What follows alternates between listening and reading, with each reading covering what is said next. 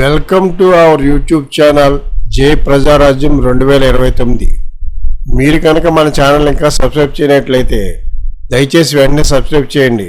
మేము చేసే వీడియోలన్నీ మీకు వెంటనే నోటిఫికేషన్ వస్తాయి. సరిగ్గా పుష్కరం క్రితం తెలంగాణ రాష్ట్రంలో కేసీఆర్కి వ్యతిరేకంగా ఒక్క మాట మాట్లాడడానికి కూడా ఎవరికీ ధైర్యం సరిపోయేది కాదు. కానీ ఈరోజు పరిస్థితి అందుకు పూర్తి భిన్నం.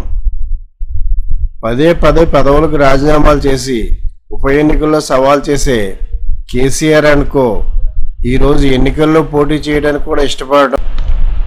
అన్నదమ్ముల్లా కలిసి ఉన్న ఒక రాష్ట్ర వాసుల మధ్య ప్రాంతీయ విభేదాలు చిచ్చుపెట్టి చలికాసుకున్న కేసీఆర్ ఈరోజు తన కుటుంబంలో రగిలిన చిచ్చు చూసి మదన పడాల్సిన పరిస్థితి. చేసిన కర్మ ఎవరిని విడిచిపెట్టదు అని ఎందుకు అంటారో ఇప్పుడు జరుగుతున్న ఘటనలు మరోసారి నిరూపిస్తున్నాయి. కేసీఆర్ బిడ్డలు ఇద్దరి మధ్య తీవ్ర విభేదాలు చెలరేగి రచ్చకెక్కి మరీ కొట్టుకోవడం ఆశ్చర్యం కలిగించక మానదు. అందుకే ఏదైనా చేసే ముందు 1-2 సార్లు ఆలోచించాలి అంటారు. అప్పటికి చెల్లిపోతుంది కదా అని చేయకూడదు. జనాలను ఏడిపిస్తే ఆ ఉసురు తగులుతుంది.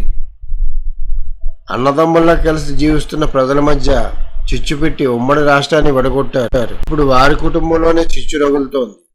కుమార్తె జైలుకెళ్ళి కొడుకుపై కేసులు ఉన్నాయి, తనపై కేసులు ఉన్నాయి.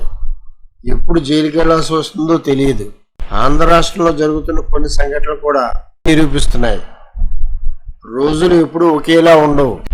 బలం ఉంది కదా అని విర్రవీగితే బలం పోయి చిక్కుల్లో పడ్డప్పుడు అయ్యో అనేవాడు ఉండడు.